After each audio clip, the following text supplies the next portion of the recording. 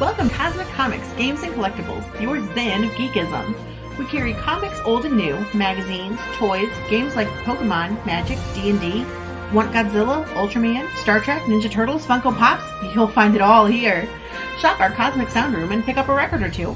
Enjoy our Comic Coffee Lounge with a cup of Sasquatch coffee or a delicious menu item while geeking out over a super cool movie on our big screen. Come by and say hello to Maui. Cosmic Comic, Games and Collectibles. Superman loves us, and so will you. Hi everyone, Daphne Lage here. Join Nita Lanning and me on the Ragin' to the Vlogs show, where we talk about everything, nothing, and all the bits in between. Looking for hour-long conversations about indie comics, social media marketing, and crowdfunding, with the occasional rant and story time? Head on over to the Ragin' 2 channel on YouTube, Mondays through Fridays at 11 a.m. Eastern to join in the chat. Hit the button.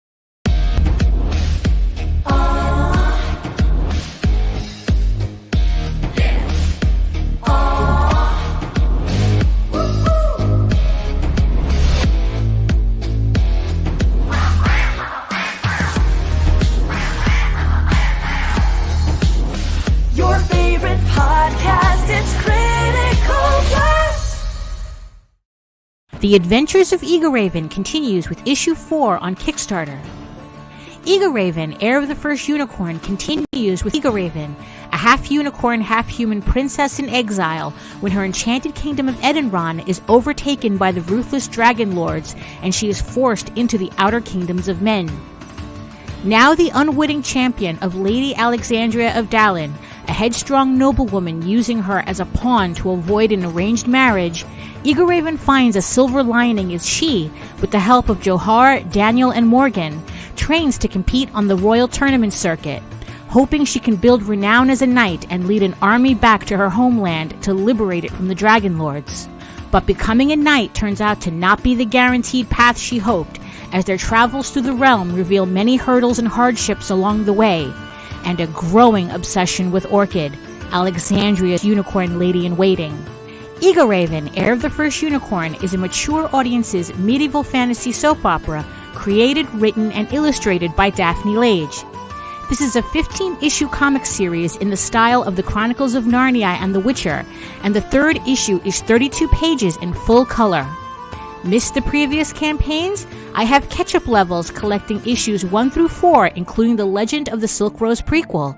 This is also your last chance to collect my beautiful variant covers before the Volume 1 trade is released. Please check out all of the different available levels and pledge to EGORAVEN, Heir of the First Unicorn today. Thank you all for your support. And hey, good evening, everybody. I am RJ Carter, Senior Managing Editor here at CriticalBlast.com, myopic proofreader for Critical Blast Publishing, Chief Envelope Licker for Critical Blast Logistics, and I do answer the phone for Critical Blast Consulting. And all three have been keeping me busy this week. So, sometimes, some days a diamond, some days a stone. It's feast or famine. I like these feast weeks, so it's fun. And especially today. Today was interesting. We'll talk about that in a little bit. Right now, we're going to go over to Kickstarter for some comic book crowdfunding. I've got to stop the alliteration. My mouth just can't keep up with it. we are going to speak with one of my favorite people and definitely one of yours on your favorite podcast, Critical Blast. And if it's not, let us know why so we can fix it. Welcome to the stream, Miss Daphne Lage. Hello. Daphne, how are you? Good. It's thank you, by the way, it's huh?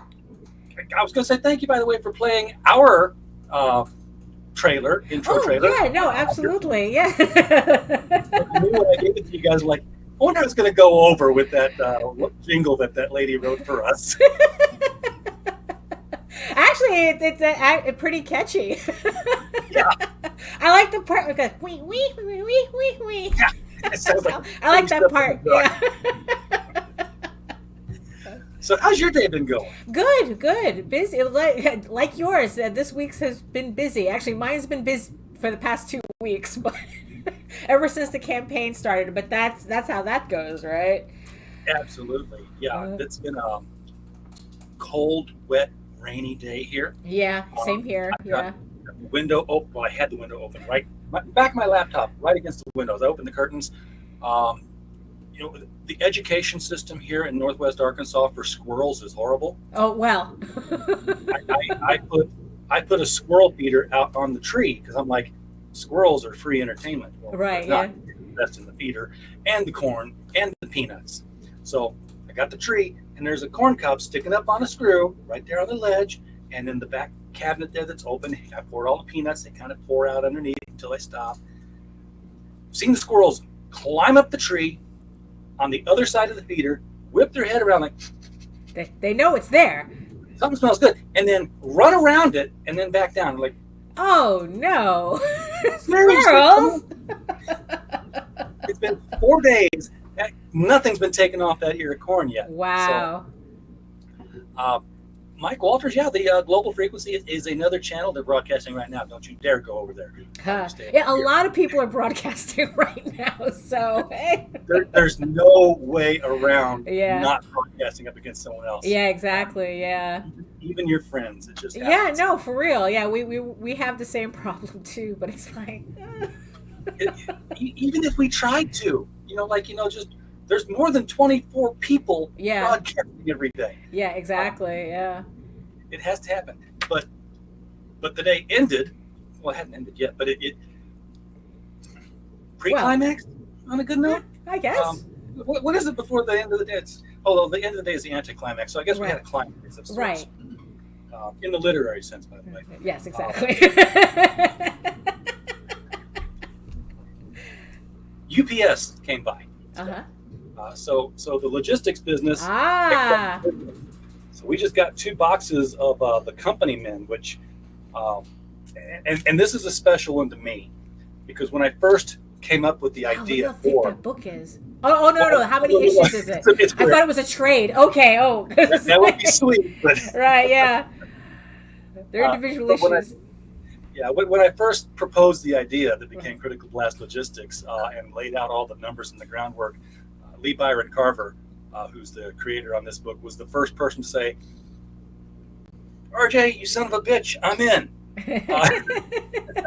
And we worked out the numbers because he was from Australia, and that was the big deal was that great looking book, super expensive shipping. Yeah.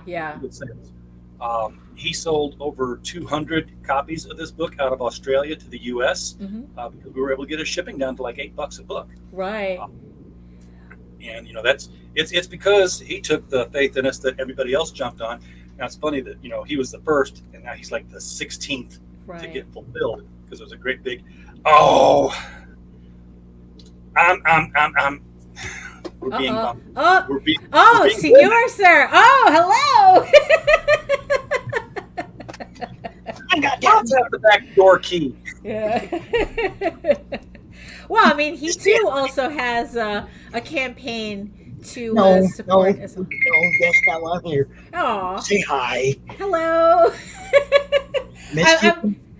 I missed you at the last couple shows. Yeah, I know. It's been crazy. I definitely have to make up for it. Either I got to catch the Sunday drawing shows, or I got to, but definitely I have to catch you on the next one. It's just that, it's been nuts. Well, you're going through your first campaign, so you're definitely going to know. And it's just no. I'm still Pops not is doing trying to smart. run this thing. I'm still Yeah. not trying to.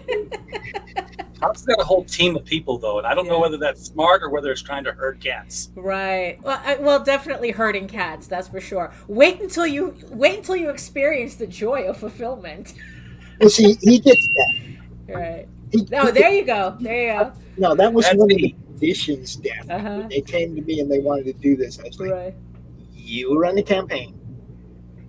RJ handles fulfillment, Uh-huh. and I talk about comics. All right. Okay, because I didn't want it to take away from the time that I spend doing what I do. Oh, This is yeah, what yeah. I do. I Yeah, talk about yeah. you guys. Uh, So the whole concept was to bring a whole bunch of people together, so I had a whole bunch of people to talk about. Now you're one of them. If we get to that first stretch goal, then the Daphne Lage trading card and the other two, the set goes out Right. as the stretch goal. oh, that's cool. This original piece of art goes up on the campaign for Yeah. sale. Yeah. You see what I'm saying? So Uh-huh. I get to talk about you too. It's one of those things where I'm using it as a huge promotional tool. Oh no, I get to talk about absolutely. other Yeah. people all at Uh-huh. once. It's like a 15-minute prom-com. I can talk about everybody Hmm. and just pitch in one book. You say, Yeah. oh, it's the whole assumption. Yeah.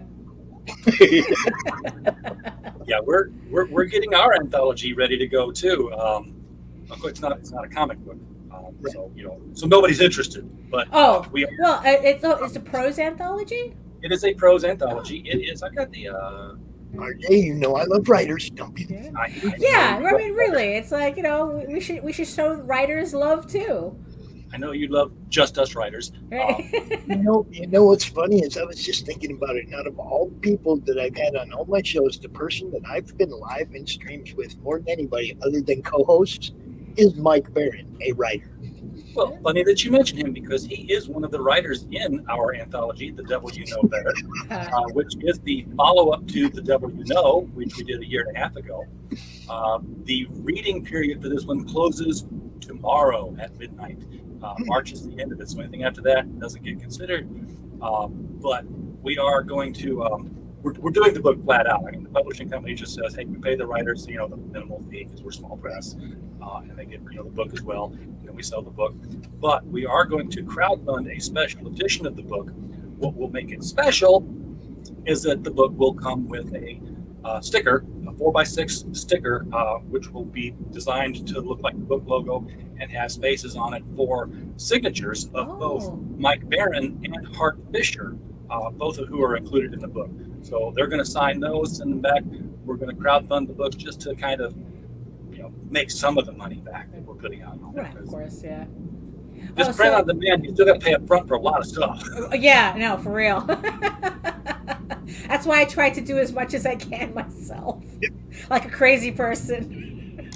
I mean, that's why I hit that share, that retweet, no matter what. It's like whoever show I see is on. It's like, it's automatic now. I don't even look to see guests or whatever. It's like, RJ's on. It's like I just instantly go to share and retweet. And then I look and say, oh, it's Daphne. I better go share. Yeah, no, it's been joining in. Remember, this just came in, guys. We've got them. They're real. I am going to start sending out the they're all soft covers, these 2 copies. There is a hardcover coming.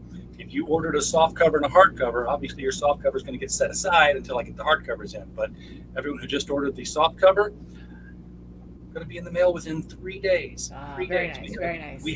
I have consistently, with the exception of the Embrace, because we're waiting on some copies to come from Australia.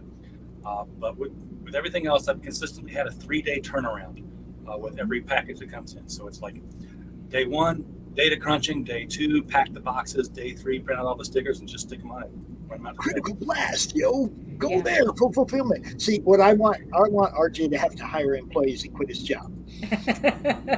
Well, he's working on it. I know, and I send people I tell everybody about it all the time. Man, it's like, look, that's who I'm doing, that's who I am. Without even the question, that was a condition of getting involved in the project, was that RJ had to handle fulfillment. Everything that I've gotten that he fulfilled was solid. Okay, well packaged. You know, It's not rocket science. he cares about the product that he's promoting. You know, and he not only does it, but he does promote everybody too. He gives a crap about what you guys do. Where I you know know, about you guys so that you guys can go on and become the next DC, Marvel, and Harvey. And I can't can do it become the DJ. without everything behind you working in your favor, right? Yeah. You need promotion. You need a huge promotional market. You need Right. fulfillment that you don't have to worry about, so Yeah. you can handle your business as an artist or a creator or writer or whatever. You know, what RJ provides is like way more than he charges. I say that. Well, if I charge any more, the shipping cost would go up, right? Well, right. Yeah, exactly. Keep it down. Right. Yeah, I Keep mean that all the way shipping around. down. I mean all the way around because you have these guys on your show as well. You promote what they're doing as well. You don't charge for that, and that's not free. Our time ain't free. You know, everybody's time has value. Yeah. You know, and the more people you're helping with the time that you're spending, you know, the more value it has, right? And you know, this is a good opportunity to remind folks in the chat, we are monetized. You can super chat. It's perfectly okay. All right, feel free. Yes, feel free to buy RJ stickers, to donate to his Benadryl fund. Yes. Right. Yes. Man, I just opened this Mountain Dew at the start of the show, and I'm already through it. Just Right. like a little bit left. It's working though. Luke, I hope you're still out there. I'm glad you're feeling better, man. Hey. Good to see you out in the chats again and making the rounds. Don't overdo it. I know you're pushed. And we're gonna talk a little bit about that because we're going to talk about, of course, Yes. Oh, oh, thank you. and I've got a sticky note on my screen, and I was like half surprised that where's my sticky note because I'm a little bit of an idiot. I was like, I'm sharing the screen. Look, I've done live streams for too long, and I still haven't gotten the hang of it. Yeah. Well, There you go. So this is number 4, Yes. and I've got number 1 through 3 now. Thank you very, very much. And Oh, so you did get them. Good. Thank I you. did tons of stickers. Uh-huh. I have a whole bunch of stickers. Let's see. Oh, that's a Tall Tales one. I got metal bookmarks. I Marks, got yeah, you got it. Yeah, it's like you're more of a Tall Tales guy. Well, I mean, I like this at the beginning because it was something the kids could read, but now I might go beyond what the kids can read. So I had to Right. like, hey, Yeah. kids aren't even going to be able to read my book. It's bad. Oh well, that's You know, I mean, they will. They're not too young. They will in a few years. They'll be able It all depends on whether or not somebody gets a sword through their gut or a booby slips out. It's, right. you know, Yeah, and eventually there will be both in this series. So They do it. Get in now. yeah, get it on the bottom floor, on the ground floor. Bottom floor is, I guess, the basement. Yeah. So one of the things that I don't know if it's mentioned in the campaign here or not, but I've been seeing a lot about it, is that the long-awaited, or at least long overdue, obviously overdue, crossover. Oh, actually, it is in the. There's 2 crossovers, by the way, featured in this campaign. If you scroll down, it's actually the first. So these are the 2 crossovers that I'm doing with EGORAVEN. So the first one is with Nightwolf. So if you pledge to both EGORAVEN and Rob Multari's Nightwolf, you will get this exclusive print from his campain. So this. So it's because you don't have to ask me twice when you ask me to draw werewolves. Everyone's a werewolf. Yeah, exactly. So you get this print. So Rob Multari's Nightwolf went live today. So you can all go to that campaign. The links are also in the my campaign as well. But the second one that I guess like a lot of people are really looking forward to is my crossover with the Oswald Chronicles, which by J.D. Calderon, who just coincidentally happens to be my husband. So, That's why I wanted So we are doing a crossover with Oswald and EGORAVEN, and if you support both our campaigns, again the links is in it's right underneath this graphic. You will get a PDF of a 16-page full-color story made exclusively for this, for our campaigns crossing over, and it's a brand new. It's going to be a brand new story, and it ties into the EGORAVEN story, so it adds to the mythology a bit, and and you get like a PDF of this story. Eventually, I will plan to be printing this in a physical format, but that's not going to be for a bit yet. So this is going to be the only place you can get this story. Very cool. Yeah. I knew you guys were married, and I'm like, this is overdue. This should happen. Yeah, exactly. But I think it's also cool that it's a crossover that's going to be in canon. Yes, it is. Story. Yeah, I wasn't expecting it, and he surprised me with that when I read the story, and I'm like going, there we go, we're good, we're good to go. I think the only other time I've seen an intercompany, I don't know if it's that way with this crossover where the canon stayed was with Batman Spawn. Oh, well. No, and truly, because at the end of one of the two Batman Spawns that they did, Spawn says something smart ass. Batman turns around and whips a batarang at him and just chunks him right in the eye and leaves this scar. And Todd McFarlane has kept that scar on the character for the up through issue 300 and beyond now. So yeah, that's funny. But yeah, there's no scarring here. It's just a sweet little 16-page story. Well, yeah, because he's an Oswald, Right. Yeah, exactly. Yeah. So that's going to be very cool. Now, what is happening in issue 4? Tell us where we issue 4. Okay, so issue 4 is for the people who don't know, EGORAVEN, Heir of the First Unicorn, is the story of a unicorn princess exiled into the mortal realm after she's betrayed by her elf prince husband-to-be. Dragons overtake her kingdom because she doesn't have enough problems, and how she trains to become a knight, hoping she can win a king's favor and save her people. So in issue 4 starts that actual journey. Where she, so in issue 3, she was finagled to become a knight by a lady in waiting trying to, no, actually not a lady in waiting, with Lady Alexandria, who is a baron's daughter, who's trying to avoid an arranged marriage, and EGORAVEN gets finagled into her nonsense with that. But she decides she's going to make lemonade out of lemons, and try to go down that route and train to become a knight. And issue 4 is when that journey starts. So this is where I guess the call to the quest starts. In issue 4, yes. I've always been curious about the title. We talked last time about EGORAVEN, where the name come up with all this stuff.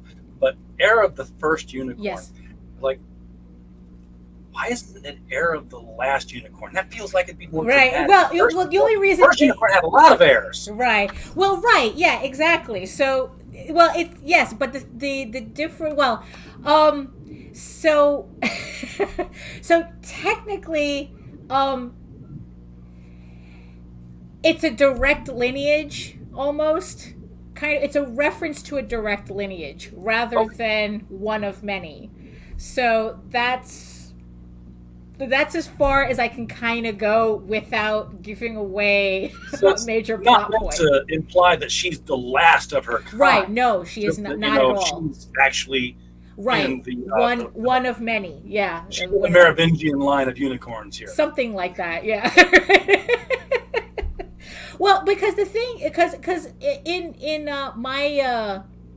my universe, I guess you could say, unicorns are direct. They're kind of direct descendants from celestial creatures, so they're kind of godlike without being gods themselves. So that's where kind of like the heirs come from. So there is a unicorn goddess, and these are all her descendants, and EGORAVEN just happens to be one of them. But there's something that happens in the lineage that makes it a little bit more potent, I guess. Does that have something to do with the fact that EGORAVEN can turn into a human girl and into a not quite a centaur, but a human centaur? Well, I kind of like a satyr type. Yeah.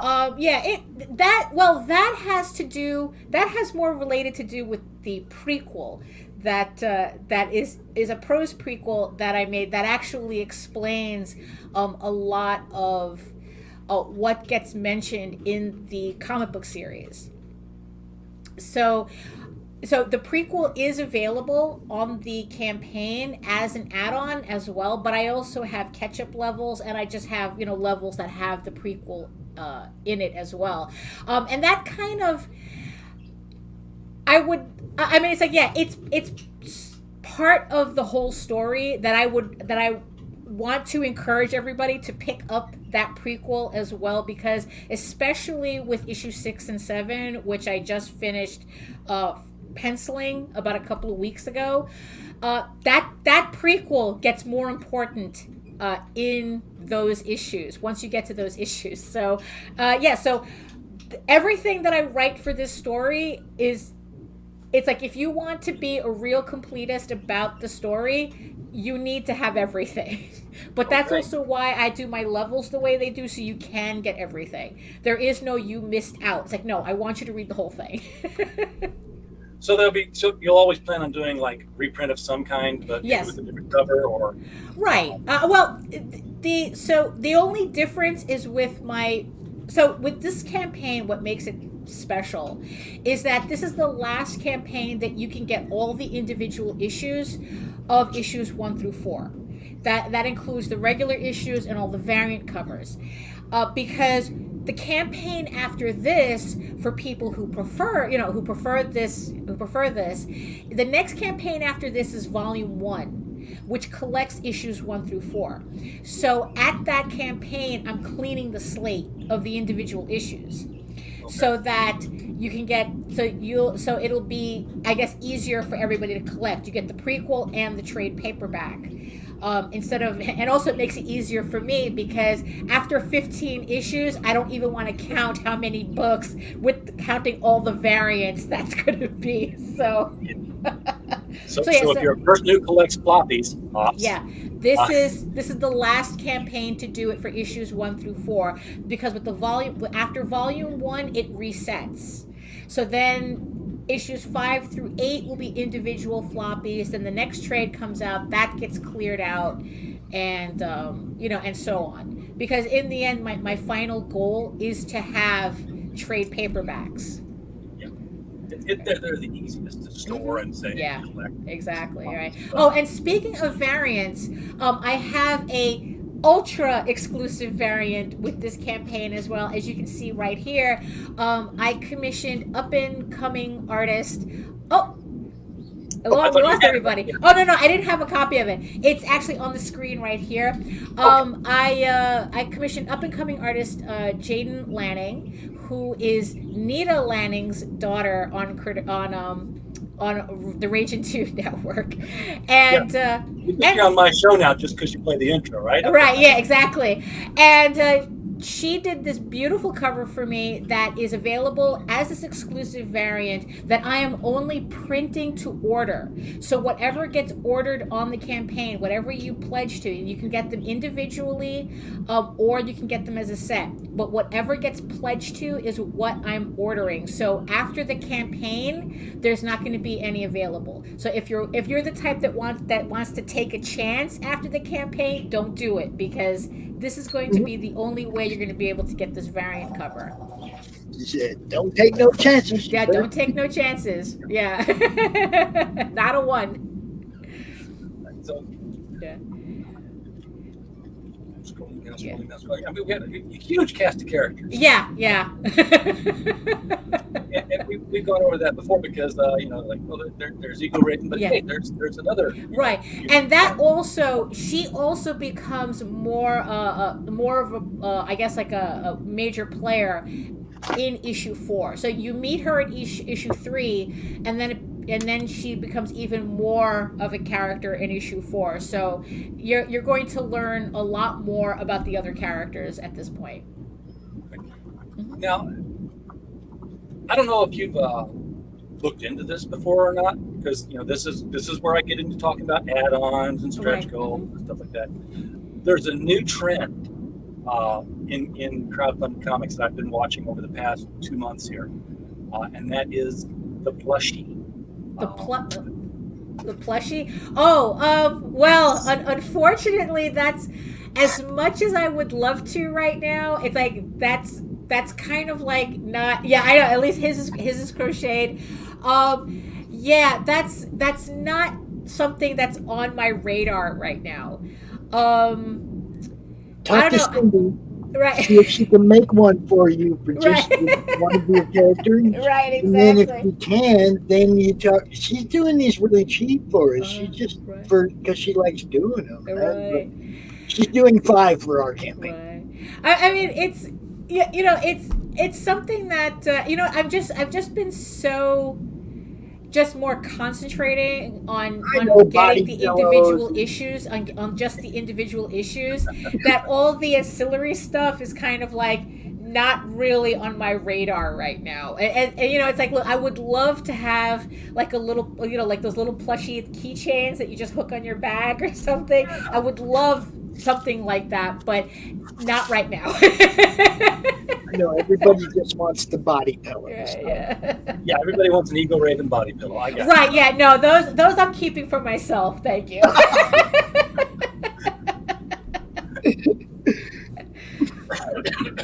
So the character you said we're going to see more of, here she is. Absolutely that's Orchid. Yes.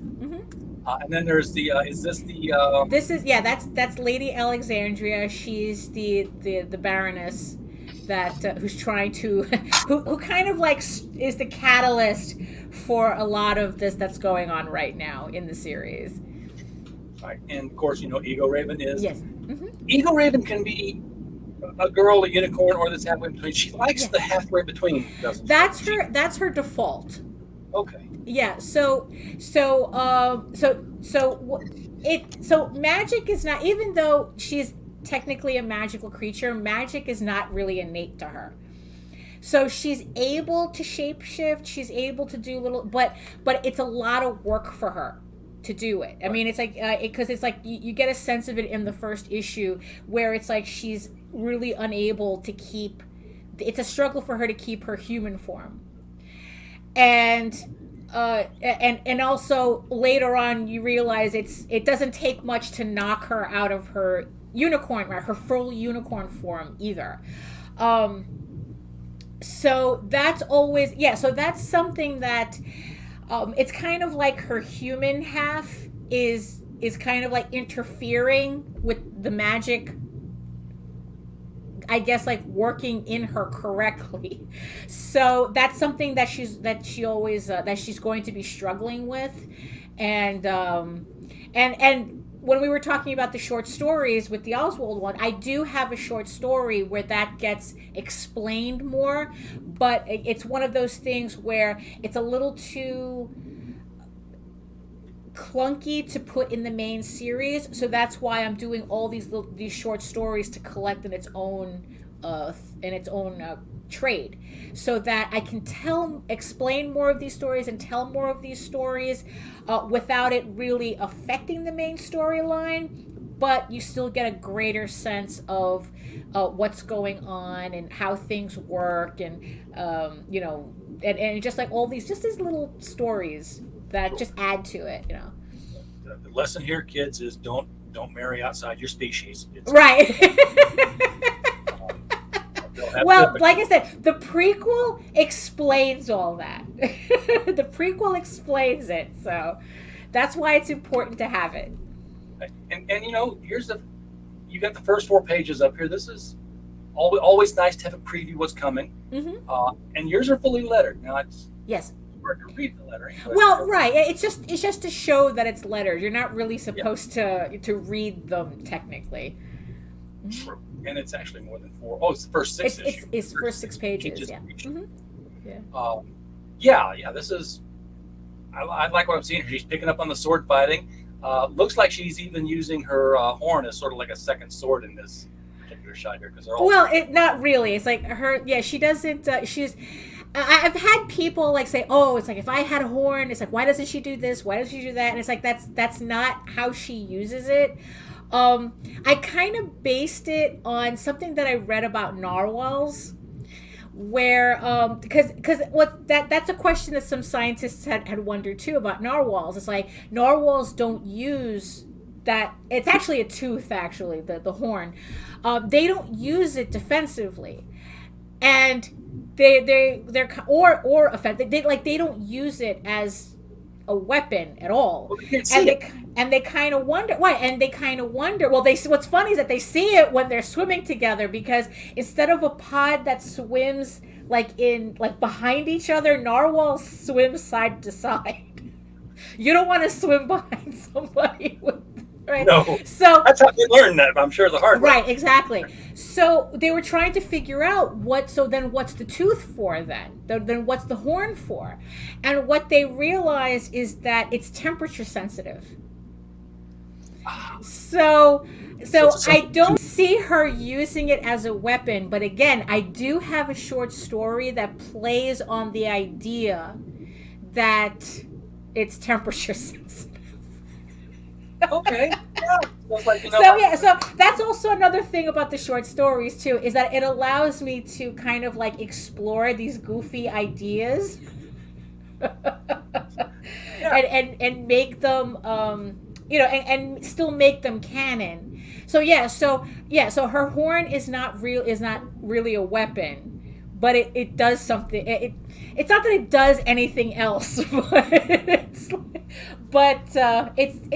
not a weapon. That's pretty much what it. It's not magical. Yeah. Well, it is magical. It is a conduit for her magic, but it's just not a weapon. That's so. This is the prequel. So this is the prequel that explains a lot of what we were just talking about. So as you can see, it's not a comic book. It's prose and illustrations. And it tells the story. It takes place about 20-something years before the first issue. And it explains how EGORAVEN's parents met. Because, of course, a unicorn girl doesn't just show up out of nowhere, right? So this story explains all that. And it also explains a lot of the lore, too.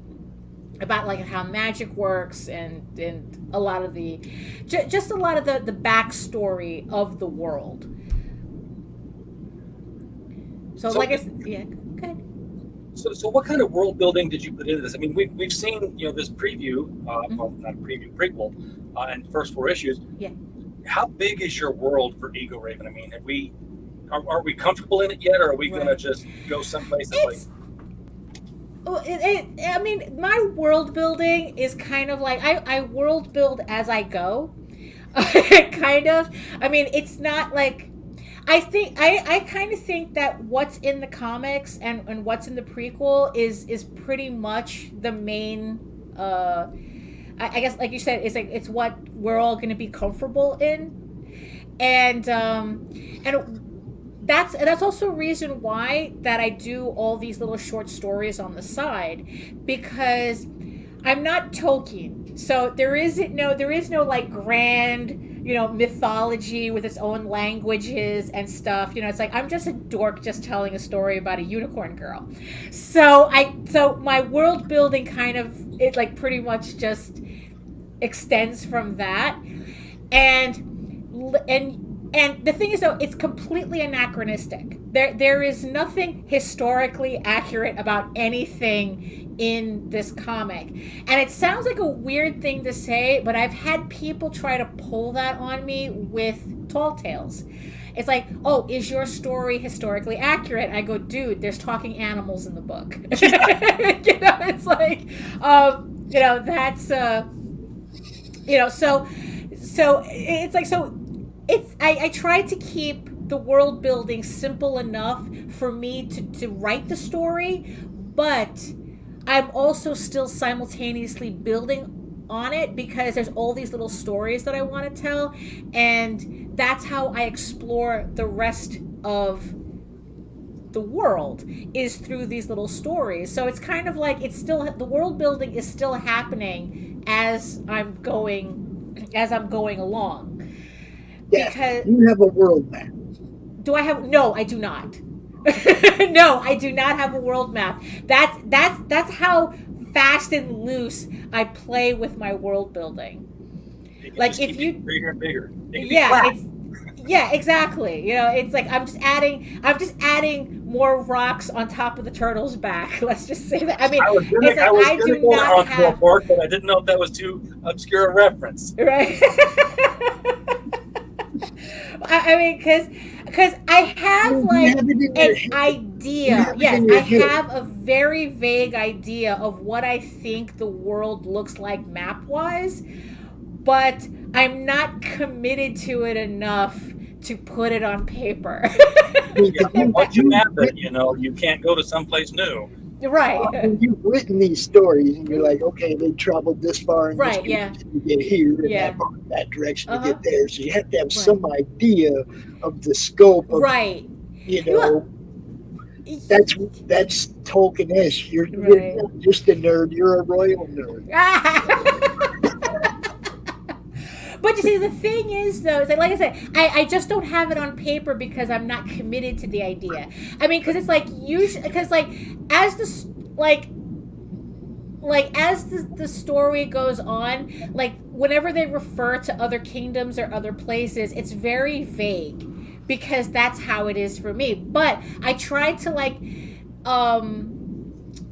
I guess like to have the characters talk about it so that it feels matter-of-factly in their conversation without having to go into detail about it. And then if you do happen to go there, right, then talked about it before, you've established right, and then it's like we know. Okay, so we know that's there because they talked about it already. Then you can figure out where to put it. Right. I mean, because I think that a lot of people, they get way too caught up in world building that they forget to write the story. Yeah. And I'm kind of like the opposite, where it's like, okay, I have just enough.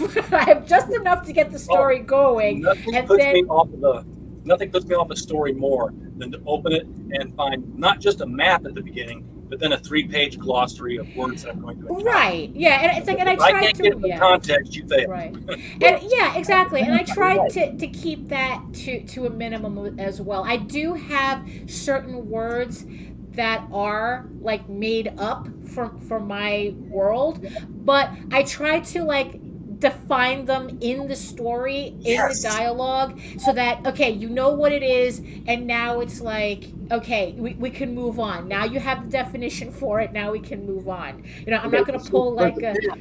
Yeah,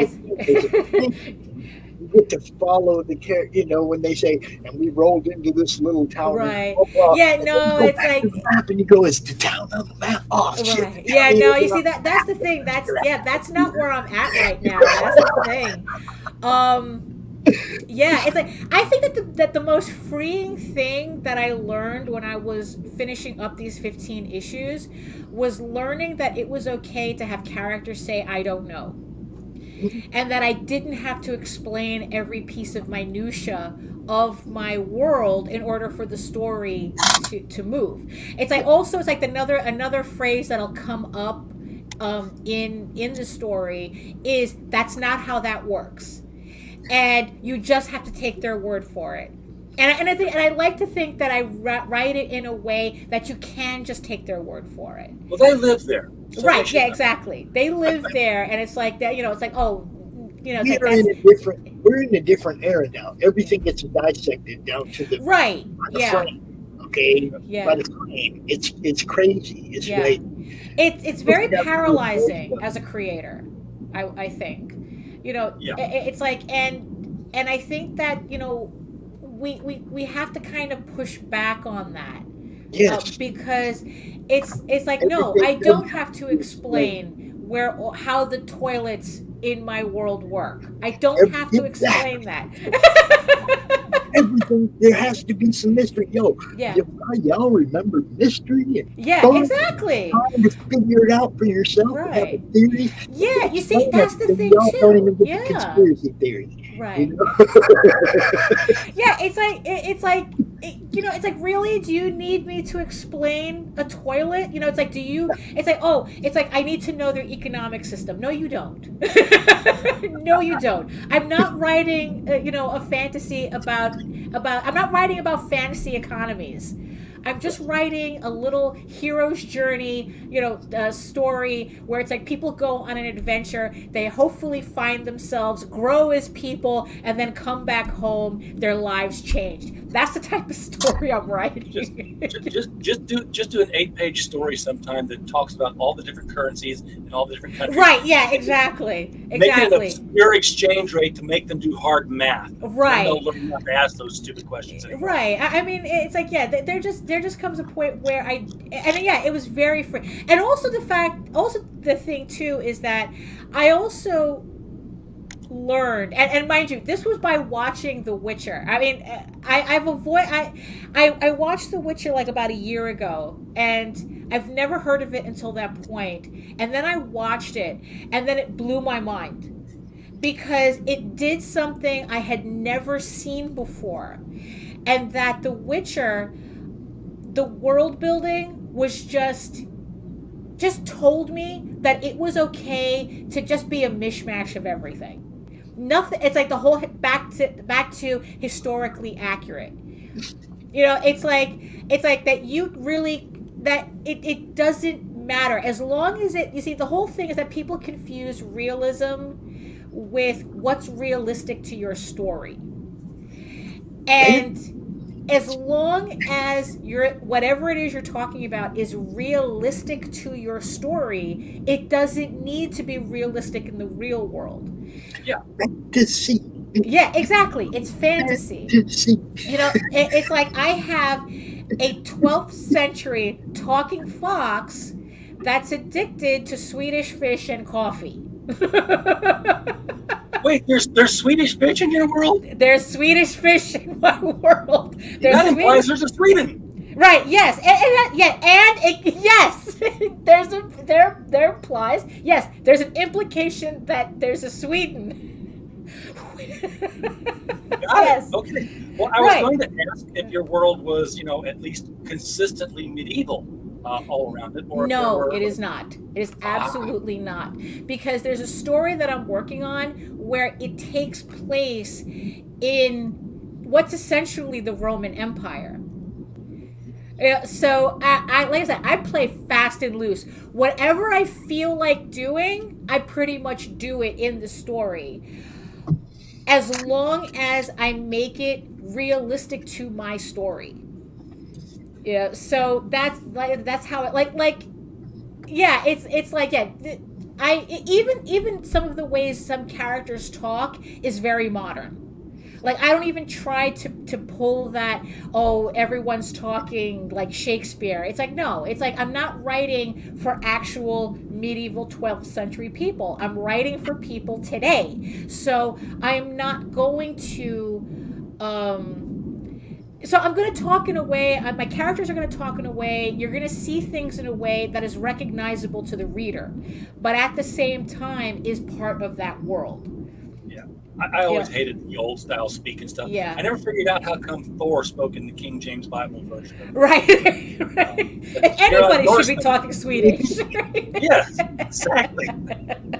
But the reason I asked this was because, we discussed the Oswald EGORAVEN crossover here. Mm-hmm. And Oswald is, of course, from New York City. Now, I don't know which direction this crossover takes place, what EGORAVEN sees, what Oswald sees. But I was just thinking of the culture shock that would, take on a creature who's looking up at the Chrysler building. Right. Well, you see, so tell me I have to read Oswald.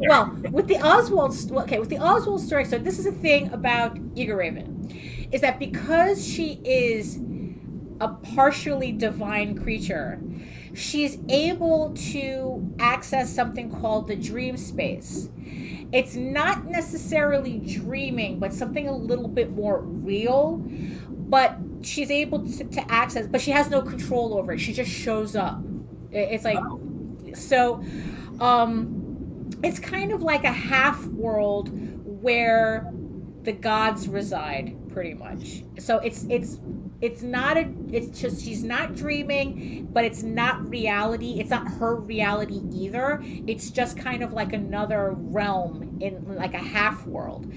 So it's in this space where Oswald comes in, because it's kind of like a nexus point, I guess. They meet at the crossroads. Right. It's like a celestial crossroads that happens to like dovetail into dreaming.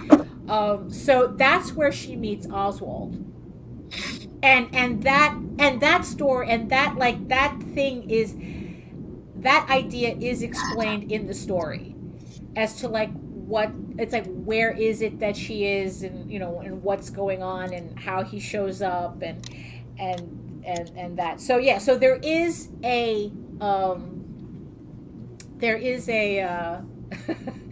an explanation for how she meets Oswald.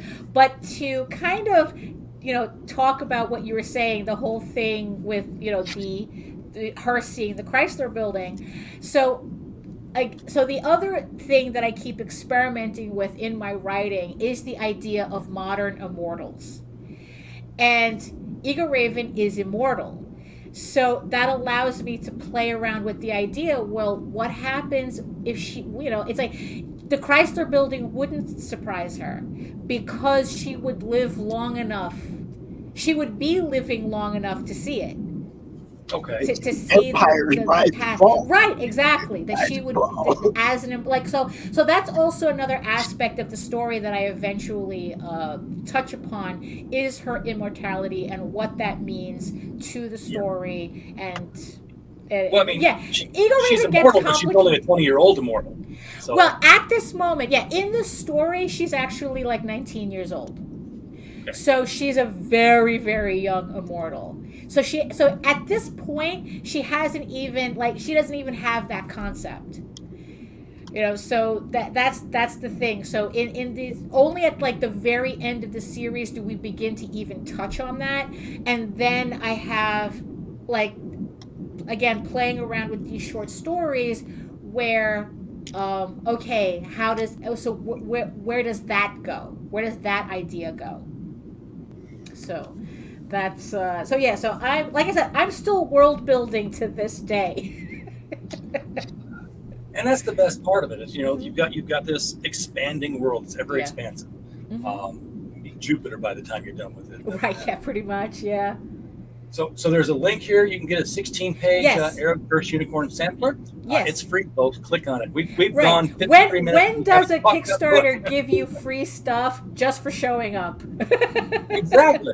Yeah, just click it and sit down and read it. You got a digital catch-ups tier here. Mm-hmm. There's no prices on these. I don't care about the prices. I'm just showing you what the tiers are, folks. Right. Yeah. What you can get. Well, the levels are all there. So. Yeah, they're all over here. Mm-hmm. Look, it's $10 for that hardcover number 4, and you're going to get a PDF with it as well. That's cheap. That's cheap, people. Thank you. Yeah, and, like, I'm not going to pull it off my stack because I've got too many of them in the stack. I've got these books. They're not they're not an Archie 22-page floppy. Nope. These are some meaty right. Yeah, it's like these. Yeah, so yeah, here they are. So, and also the thing is too, is that issue 4. This is issue 4. This is done. This is printed. This is proof. This is ready to go. So you're not waiting. So as you can, it's full color, 32 pages, and it's done. I have a very strict rule when it comes to my campaigns, that my books are complete before I even run the campaign. That's something you don't get every day. Right, exactly. So it takes about 2 weeks for so when the campaign ends, it takes about 2 weeks to get the money from Kickstarter, and then 2 weeks after that, everyone's getting their books. that's how it's like the second the campaign closes, I'm sending the files to print. So by the time I'm able to start shipping, the books are going. And you're shipping everywhere. I try to. I try to. We should talk. We should talk. Yeah. Actually, we should. We really should, because one, I didn't even notice that Kickstarter does that, where they because I only listed as United States, European Union, and Canada, and Europe is getting crazy. Yep. Shipping well, to that's Europe, what you got. You got all the European countries here. right? Oh, that's probably they probably take like the general shipping that I give, and then they just put in all the countries. Yep. But really though, it's like we need to talk about that, because if you can, because it's like what you were telling me the last time about it being cheaper to send all these books bulk to Europe and then shipping from there than shipping individual orders. It's actually cheaper. I found out that with Australia, the rabbi who you're familiar with. Yeah. He said, hey, you got any more books left? I said, yeah. He's like, I got one to send to this place in Australia, in Sydney. I'm like, okay, one book. Not a lot I can do with one book. It's the one book. Straight to Sydney, $85. Yeah. But I said, but that doesn't make sense, because I know I just sent a book to Australia last month for $45, and it couldn't have jumped up that much. So I redid the address. I said, well, what if I sent it to Melbourne instead of Sydney? Back to $45. Oh, interesting. So by having the one book go through my hub in Melbourne, because I have a hub there, I have a team in place, it was $45 to Melbourne, $12 from Melbourne to Sydney. It was $20 cheaper to go all the way around Australia and back up. Yeah. Because because especially when it comes to like Britain, because it's like I really don't like alienating my European fans like this. I mean, I personally have no control over the shipping and the VAT taxes and all that stuff. But if we can come up with a solution to allow people from Europe, from the UK, to get books, we need to talk. just ballpark, how many books do you think go to Europe? Right now, I have, let's see, Sweden, France, Germany, Netherlands. 1, 2, 3, 4. Right now, I have maybe like 7 orders that have to go to Europe. But the thing is, though, I know that if shipping wasn't so onerous, I probably would get more. Yeah. Exactly. Yeah. That's what we do. We talk to people before their campaign launches. Yeah. Now, it helps if you run the pre-campaign, the sign up, so that you get an idea, because it's all based on bulk. I mean, if we assume you're going to send 100 of them and you sell 5. Right. Yeah. No. It's like so far it's like not even 10. It's below 10 right now. Yeah, but that's still good enough. Still good enough. We'll talk offline. Right. Yes. Exactly. You can get the digital book only if you're a digital person. I know we had folks in the chat who are of that inclination, because space considerations, working in places where you can't take your books with you. I'm the physical guy. I'd like to have them in my hands. Other things. And you get the so there's the Bros, the prequel. So if you already have everything else, you just need issue 4 and the prequel. It's right there. If you want to catch up with everything, I also have a level for that. And if you're a Uber collector and you like variants, I try to keep it. I have levels for that as well, including a level that has everything from issue 1, 2, 3, and 4, including all the variants. Oh, that's a get it all. Like an Uber, like I said, when I say this is the last campaign for EGORAVEN to do that, I mean it. Last campaign of the Heir of the First Unicorn. Right, to get issues 1 through 4, to get all the individual issues. Okay, so this line art one here, is this your silver cover? Yes, So this would that's actually the be, silver. Yeah, so it's that'd be it's metallic. the line art on metallic silver. It's very nice. Very cool. And this looks like it would be a The chromatic hollow one. foil. Yeah, that's the hollow foil one. And they just build from there, folks. Yeah. You know how this works. The further Yeah. you scroll down, the more you get. Ooh, didn't see that. That's the What do we sketch go- cover. Yes.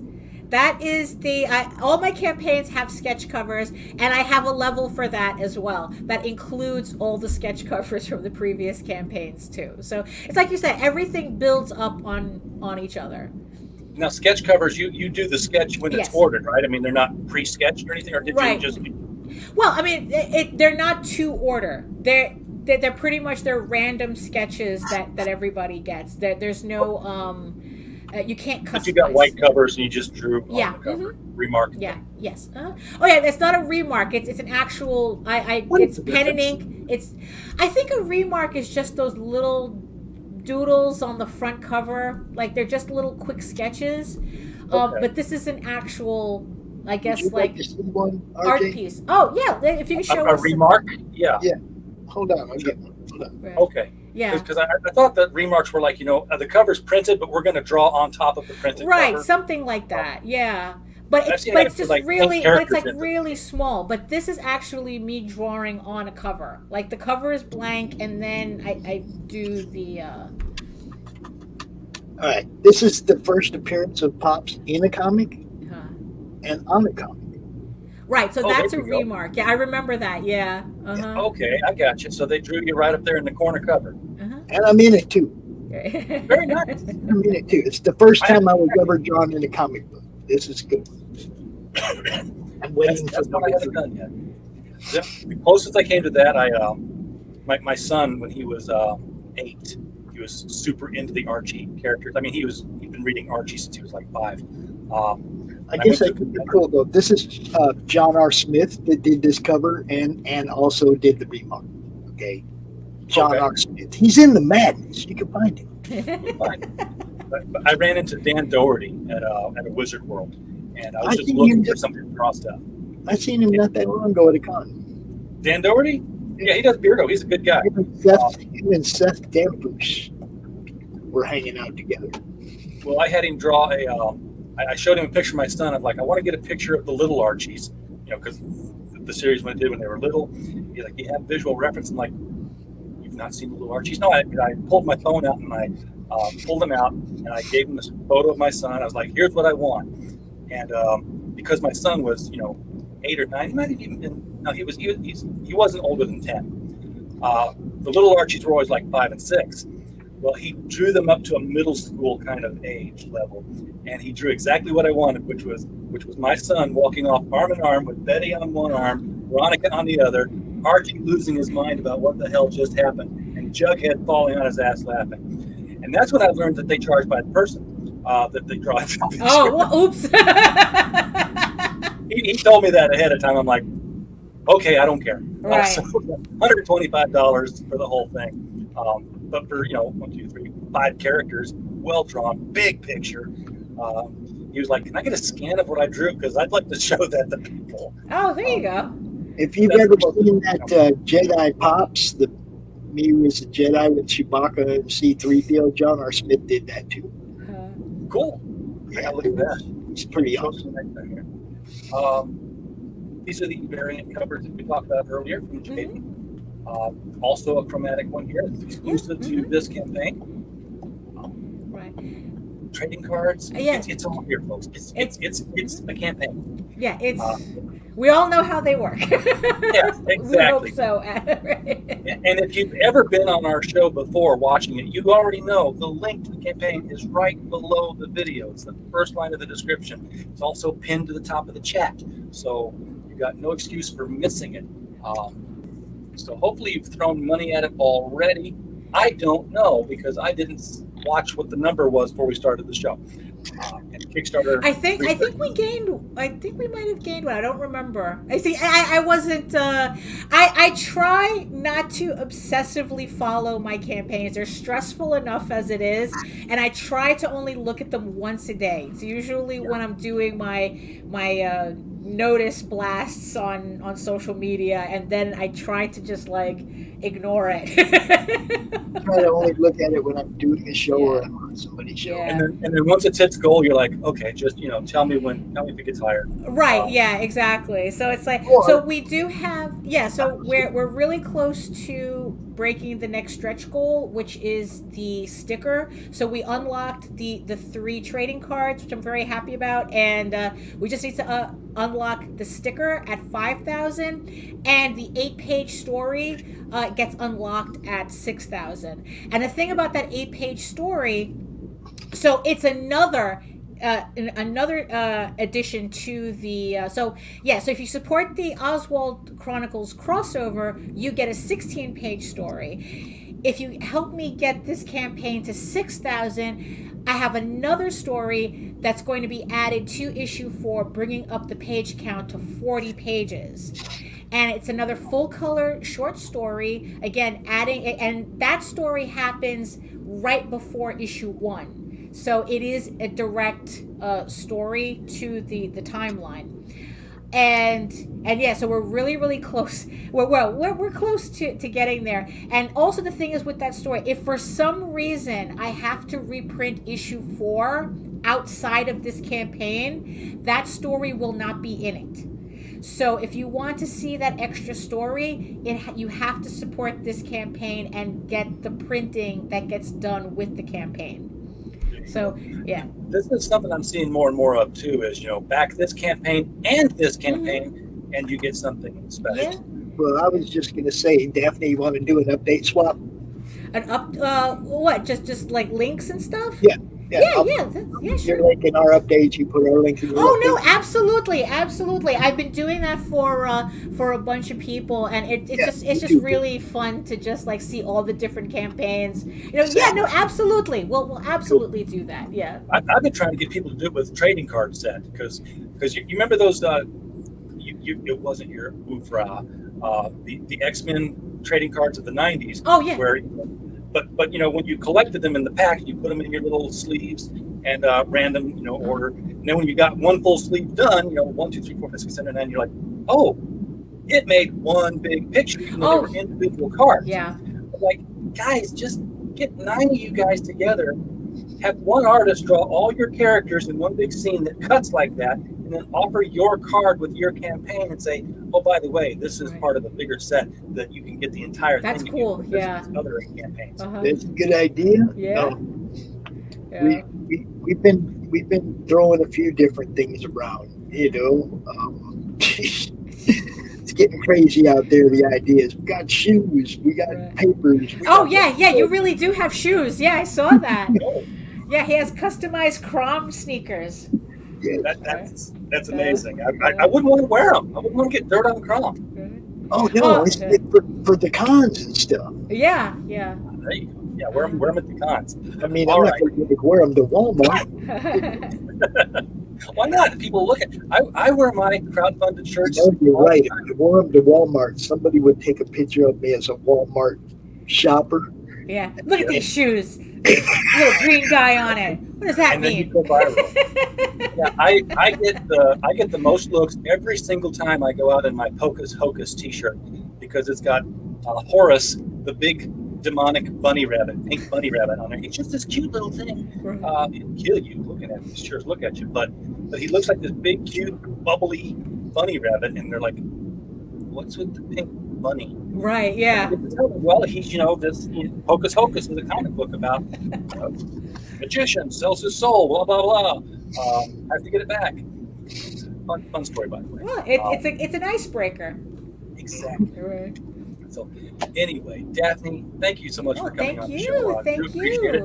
I hope we did get a backer for you tonight. I'd hate to think you came on here and talked. Yeah, it's like no, not at all. I mean, it's like look, we talked about world building, we talked about stories, because we got to show all that prose work some love. So you got to also talk to your replay viewers. Yeah, There's 13 more days on this. Yeah. You watch this in the next 2 weeks, you're still in. Yep. Right, yeah. Get in on it. The link right down there. You won't see the chat replay because the chat doesn't replay. I don't know how to turn that on. Oh. But some people got it, some people don't. but the link will always be in the description. The description stays constant and forever. So please click it. Throw money in. This is a good one. Yes. Again, thank you both for coming on. Well, Pops, thank thanks you. for crashing the stream. It's always good to have extra voices in here to help break the silence up whenever I'm sitting here thinking and brain farting. Anytime I see anybody that's done anything for the campaign that we're working on, I like to help promote them too. So I instantly share. Yeah, but I'll definitely put I'll definitely put the Cromniverse in my next update. Yeah, Definitely. and I'll do yours tonight. I'll put yours in ours tonight. So. All right. Yep. Folks in the chat, thank you so much for being here tonight. We don't have a show. If you're not here to watch it, we're the tree falling in the wood. And as always, while you were here, just hope you had a blast. Good night, everybody. Good night.